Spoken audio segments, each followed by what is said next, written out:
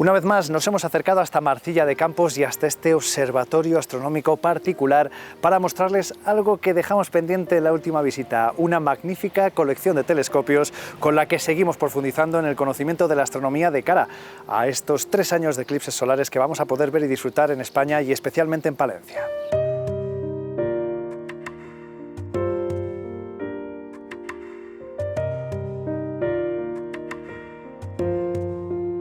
Nos quedó pendiente cuando pasamos por este magnífico observatorio que se ha convertido un poco en epicentro de todo lo que tiene que ver con la observación del próximo eclipse total solar que vamos a poder disfrutar.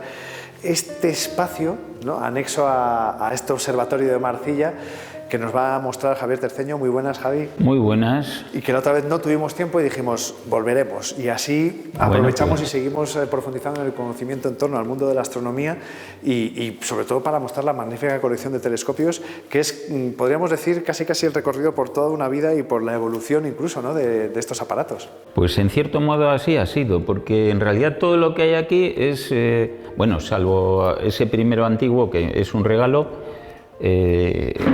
pero todo lo demás ha sido comprado con intención de usarlo, lógicamente, en tiempos anteriores. O sea, ha ido evolucionando el telescopio hasta el punto que ya he decidido no invertir más, porque lo último que compré es una pieza, una Powerbox para conectar cables de tal, y ya se te pone casi en 1000 euros esa pieza. Y yo digo, el día de mañana, ¿quién se va a hacer cargo de todo esto? Porque mi hijo no le pica el gusanillo. No es, vamos, que no tiene interés en el tema de la astronomía. Javi, vamos a recordar de dónde le viene el interés precisamente, sí, ¿no?, de cómo le pica el gusanillo y empezamos a ir investigando y descubriendo este mundo de la astronomía. Pues en realidad yo observé por un telescopio cuando tenía, no sé exactamente, pero sé que entre 14 y 16 años. Y me acuerdo que fue una invitación de gente jubilada ya mayor, nos llevaron a un monte muy cercano, allí en Bilbao, y plantaron un telescopio. Me acuerdo que vi Júpiter y Saturno, pero nada más, pero no tuve ningún otro interés en el tema de la astronomía.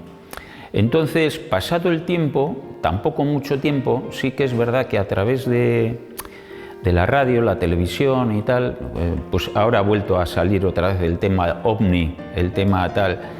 Y bueno, a mí me llamaba la atención, digo, ¿y estos que dicen que nos visitan y tal, de dónde vienen o de dónde? Y ese interés en conocer la verdad, no las historias que te cuentan, me fue metiendo en el mundillo de la astronomía.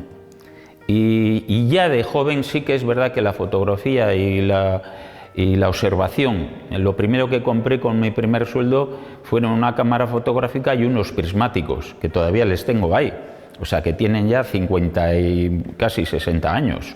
Claro, al principio era quizá la búsqueda y ahora es más la observación, ¿no? Al principio era un poco más esa búsqueda. Eso es, al principio era el interés por conocer, no había mucha noticia, no había mucha información, no había muchos libros y luego, posteriormente, cuando ya quieres observar, pasar a dar el salto a una observación, que antiguamente se hacía más, se llevaban unos cuadernillos y se iban haciendo anotaciones, no eran telescopios como los que tenemos allí, sino que eran este tipo de telescopios que no eran motorizados. Entonces, claro, estos telescopios era a mano. Muy analógicos, ¿no? Claro, todo el movimiento era seguir a mano. Claro, una vez que mueves, vibra, tienes que esperar a que se calme, el viento, ya ves que son muy endebles. Eran dificultosas todas esas observaciones. ¿Y cuál fue el primer telescopio que tuvimos en las manos, ya como propio? Porque con el primer sueldo... Como propio, mira, este ha sido uno, este ha sido otro, estos son de los primeros, estos de aquí. Este no, esto... te voy a decir, es una reliquia. Es un telescopio de un carro de combate, es el artillero del carro de combate, pero tiene una luminosidad espectacular. Y lo he puesto en este trípode, algún día lo sacaré para observar, porque la verdad tiene la cruceta de tiro, pero tiene una luminosidad muy buena, muy buena. O sea, que se podría reciclar, aprovechar o adaptar, vamos, para... Sí, se puede observar, tanto nocturno como diurno. Es un un telescopio, la óptica es de un telescopio. Pero estos de aquí son los viejos. Son los viejos, fíjate, en el País Vasco, aquella época triste de los atentados de ETA y tal, no, bueno, esto es una experiencia que la hemos tenido varias veces, no unas cuantas veces. Ir al monte un grupo de amigos con un par de telescopios y llegar o bien la Guardia Civil o la Ertzaina allí y detenernos manos arriba, tal, no sé qué, pensando que eran lanzagranadas. Claro, porque iban en su estuche, en el momento que uno inspecciona y abre... Era un problema, ya te digo que nos ha ocurrido varias veces. Hombre, se vivía una época muy confusa, muy agitada, y los que estábamos allí parecía que era muy normal esa realidad que se vivía, realidades, ¿no? Sí. Y al principio sí que fue de mutuo propio ir investigando. ¿En qué momento empezamos a dar con más gente, a contactar con más personas y a ir viendo cómo crece la afición y la inversión? Sí, efectivamente. Nosotros como afición hemos celebrado el 30 aniversario, pero yo anteriormente funcioné con un grupo de gente como agrupación. Y entonces yo salía con mis equipos y había gente que ya me conocía en el barrio. Y no es que fuera la sede, pero un bar que había allí en el barrio, pues yo le ponía los carteles y le ponía las actividades y tal. Y ahí empezó un poquito motivado la idea de explicar cosas de la astronomía en relación con el cielo y tal. Pero yo la afición sí que es verdad, individualmente ya llevaba un tiempo, ¿sabes?, casi a escondidas, saliendo con el telescopio, o bien desde casa, desde la terraza y tal. En la terraza de casa también he aprovechado bastante. Tenía 2 orientaciones con 2 terrazas y bueno, me permitía poder observar. Ahora, eso sí, la contaminación del cielo era dentro de la ciudad. Casi imposible. Ahora sí que se trabaja mucho con filtros y con cámaras. Entonces, al ir procesando esas imágenes, pero cuando era a simple ojo desnudo, era un problema.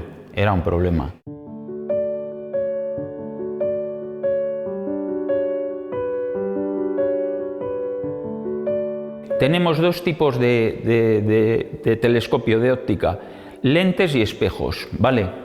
Incluso hay otro que es lente y espejo combinado, pero bueno, vamos a estos. Este telescopio es un telescopio tipo Newton. Entra la luz por esta zona, rebota en un espejo principal, va a un espejo secundario que está soportado por lo que se llama la araña y sale por el portacular. Si os dais cuenta, es un telescopio completamente artesanal. Los hacíamos nosotros. Yo llegaba a pulir un montón de ellos, de ópticas. Este también es artesanal, aunque la montura es comprada. Bueno, este tipo de montura, que es donde se sujeta el telescopio, se llama montura Dawson. Es como un cañón al final. Totalmente. ¿Sabes? Es como un cañón, ¿vale? En cambio esta ya es una montura alemana. Lleva 4 movimientos, 2 de posición y ascensión recta y declinación, ¿vale? Con esos 2 movimientos, como las coordenadas celestes van en eso, en ascensión recta y declinación, con esto antiguamente te sumabas y restabas grados, minutos y segundos. Permitía, esta montura ya, ponerle un motorcito, ¿sabes? Con lo cual ya te olvidabas de estar moviendo continuamente, ya había un seguimiento, ¿vale? Y ganaríamos en precisión. Eso es. Estas, pues no, son monturas similares, montura ecuatorial o llamada alemana también, igual que esta. Pero el tipo de telescopio es diferente. Sí, este telescopio es Newton, igual que este. Esos 2 pero que son este más anchos... telescopio, son refractores, ¿vale? No son reflectores, son telescopios refractores. Estos tienen problemas de aberración, de cromatismo, porque es una lente, claro, entra la luz, descompone, esa lente descompone la luz y a veces, pues si no son bien talladas esas lentes, y aunque lo sean, crean ese efecto de cromatismo que a veces se ve un halo alrededor del ocular que estás observando ves un halo amarillo o azulado o tal, tiene un defecto de cromatismo por esa descomposición de la luz al entrar por la lente.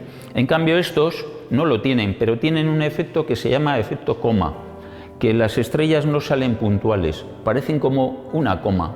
Esto a todos se les acoplaba una piecita, la tengo por ahí, parece un ocular, pero en realidad lo que te daba es 1,5 de aumento, no llegaba ni a 2 aumentos, es como las lentes Barlow, ¿sabes? Entonces a ese ocular o lente Barlow, llamémosle así, se le acoplaba lo que es la rosca T, y a esa rosca T, en función del equipo que tengas, si es Nikon o es Canon o es el que tengas, pues le quitas el objetivo y le acoplas, con lo cual casi haces fotografía, ¿no? O sea, eso es, conviertes en un teleobjetivo el telescopio a foco primario, no llega a ser a foco primario, pero casi es a foco primario porque los aumentos son muy poquitos, ¿sabes?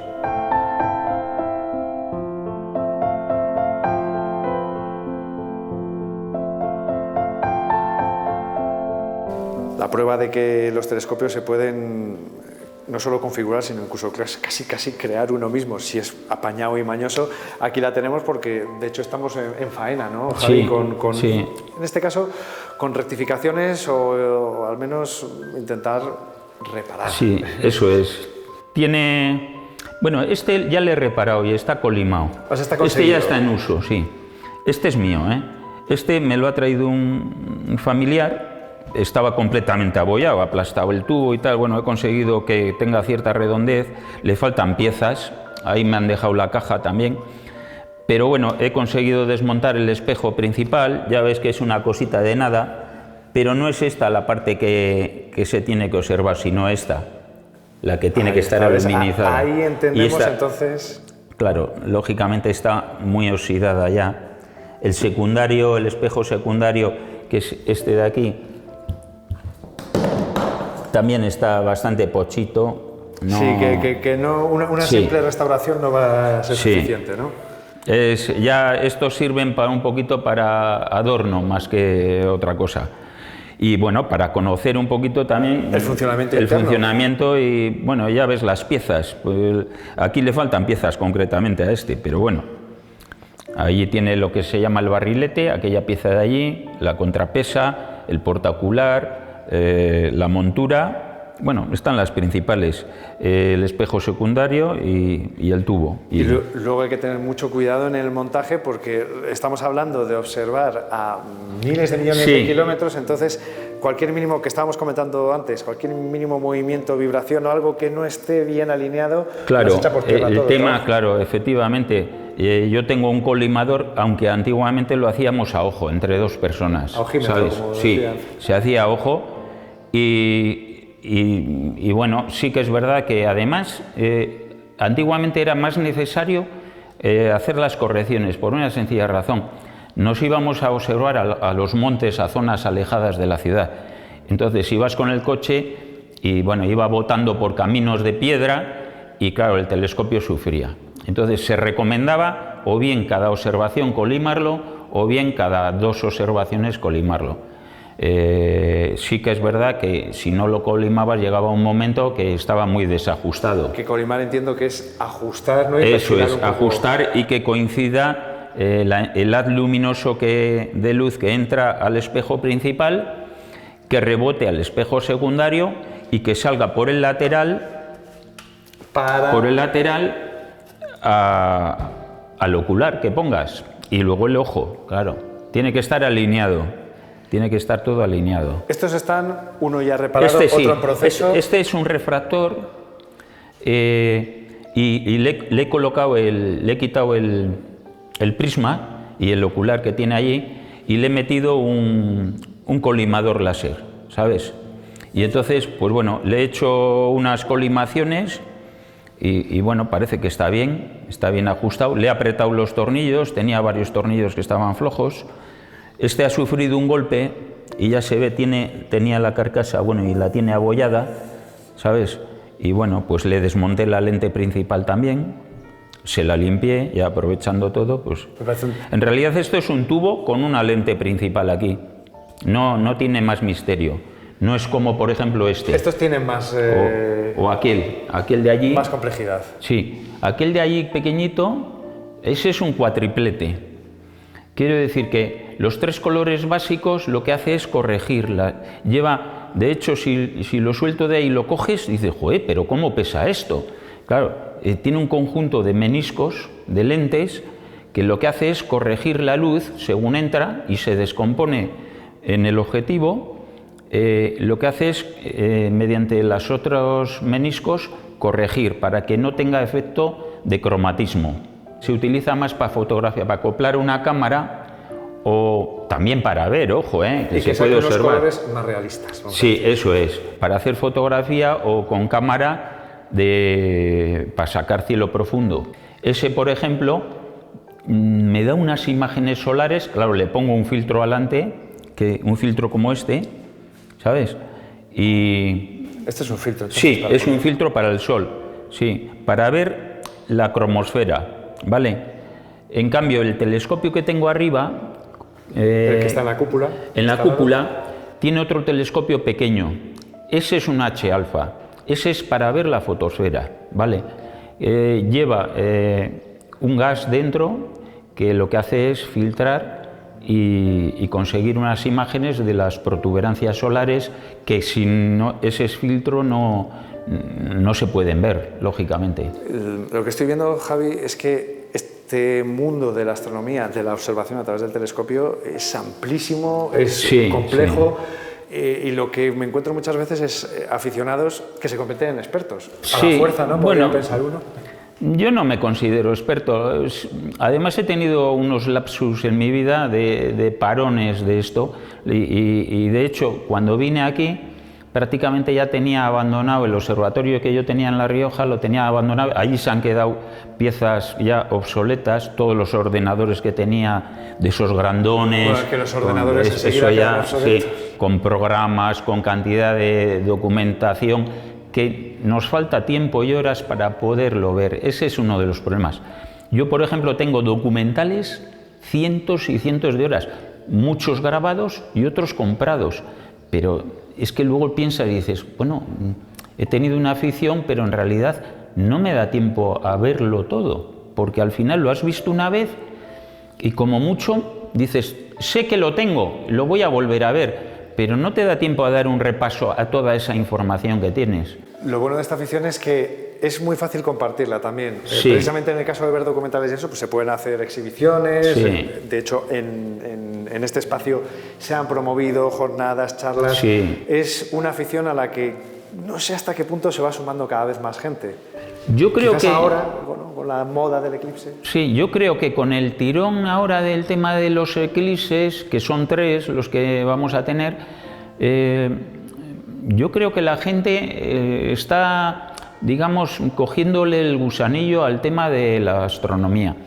Se habla también mucho del tema del cielo, de que estamos contaminando el cielo, y eso es un problema para el que empieza. Se tiene que comprar un gran equipo o ir a los nuevos que han salido ya, que te lo hacen todo, los Star y estos modelos, el modelo 30, el modelo 50 y tal, pues no abultan nada, una cosa así, lo llevas, lo pones y te lo hace todo. Yo creo que ese romanticismo también se pierde.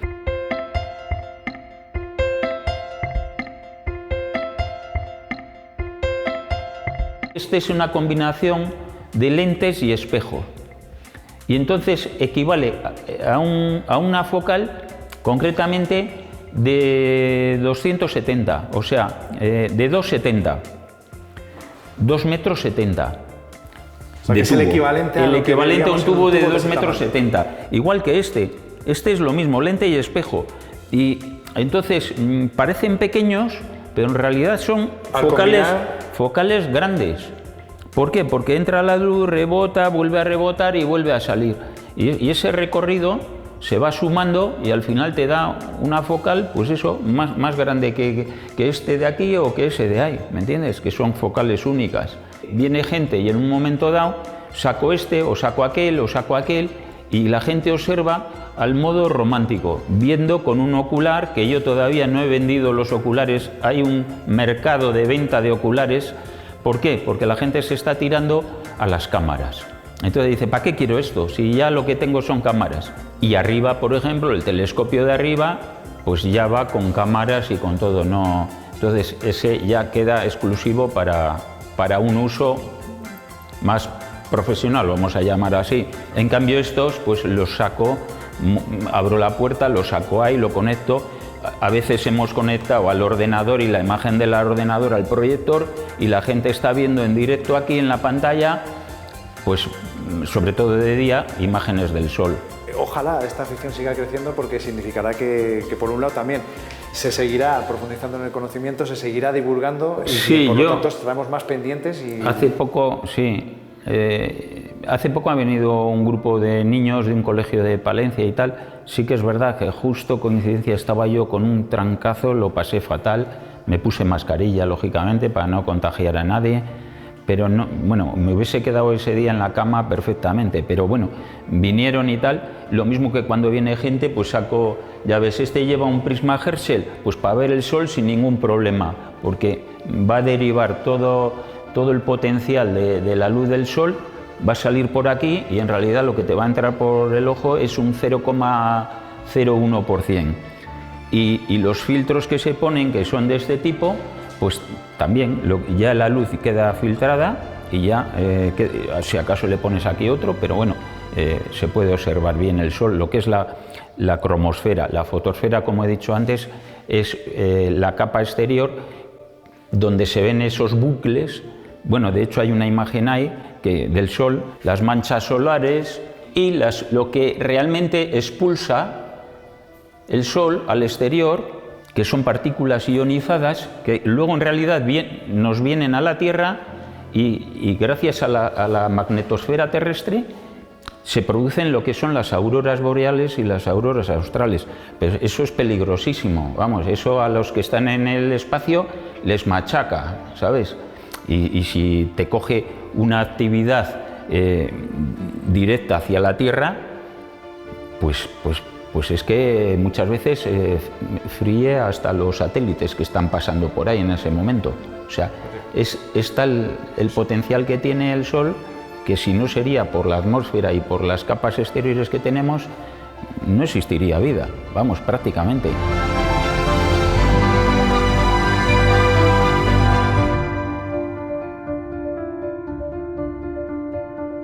Curiosidades que al final se van conociendo de la mano de quienes mejor conocen todo lo que tiene que ver con la astronomía, con la observación y que seguiremos conociendo porque seguiremos pasando por aquí, aprovechando cualquier excusa para visitar a Javier, a la gente del RETA, que también está trabajando mucho en la preparación del eclipse, ¿no? El RETA, que es la Reunión Europea de Telescopios Astronómicos.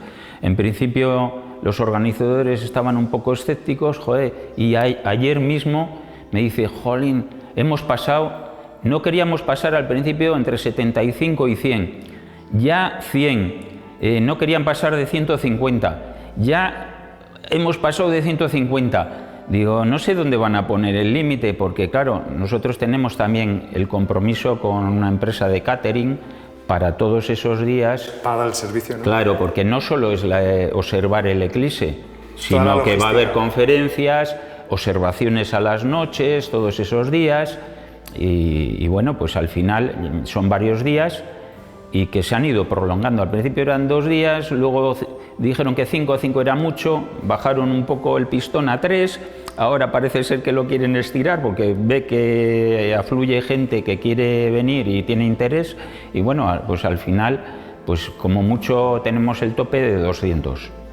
Iba a decir, la próxima vez que vengamos veremos si se ha superado o si se consigue mantener, sobre todo que consiga todo esto servir para divulgar, ampliar el conocimiento y la afición por este mundo de la astronomía. Ese es el interés en mi persona y bueno, pues la gente que viene, yo sé que se quedan muchas veces, hombre, ahora depende del cielo, sobre todo a nivel de planetas a la noche, claro, ver Júpiter, ver Saturno, es lo que más les llama la atención y la Luna sobre todo. Entonces cuando saco algún equipo de esos que son de gran focal, ten en cuenta que ese Mac con 500 aumentos, o sea, es que te metes dentro de los cráteres lunares, ¿me entiendes? Con lo cual a la gente le vas metiendo un poquito, un ocular que da más aumentos, luego otro ocular que da más, otro, y llega un momento que ya, ¡buah!, ya la gente dice, ¡ostras! Pero luego vuelves a la imagen más principal o básica, donde está el conjunto de la luna, que con buena definición, y dice, joder, mira que es bonita, mira qué tal, mira. También hay que saberla mirar, porque con luna llena no tenemos relieve prácticamente, es todo luz. Entonces, cuando está creciente o en el terminador, que hay luz y sombra, crea un volumen, una especie pues eso, de volumen que te permite disfrutar mucho más de lo que estás observando. Todos estos trucos y detalles al final se conocen en base a la experiencia y sobre todo intercambiando conversaciones y experiencias con otra gente con la que compartir la afición. Sí. A ver, ya contamos con un referente para pues Marcilla aquí de Campos estamos. disfrutar y poder aprender más, así que muy agradecidos de que nos haya mostrado esta colección y de que podamos seguir conociendo más sobre el mundo de la astronomía. Pues cuando queráis, actividades se van a ir haciendo a lo largo del tiempo y mejoras, pues sí, alguna mejora se conseguirá también, pero bueno, ya es el espacio, es lo que es, no me quiero complicar mucho la vida ya por la edad que tengo y sí que es verdad que para divulgación hay más que de sobra, y luego mucha documentación en papel también, y quiero preparar precisamente una exposición ahora a raíz del eclipse que está relacionada con los eclipses de 1860, el eclipse del 1905 y este actual. Entonces, una pequeña exposición para que la gente pueda venir y les pueda explicar, porque muchas veces dejas en varias mesas una serie de libros, una serie de tal, la gente mira así por encima y tal, pero si les explicas... ¿Con contexto? Sí, yo creo que la gente queda más satisfecha. Muy bien. Pues vendremos a conocerlo, a contárselo, a mostrárselo y sobre todo a disfrutarlo, lo dicho, Javier. Muchísimas gracias. Pues nada, encantado. Pues hasta cuando queráis.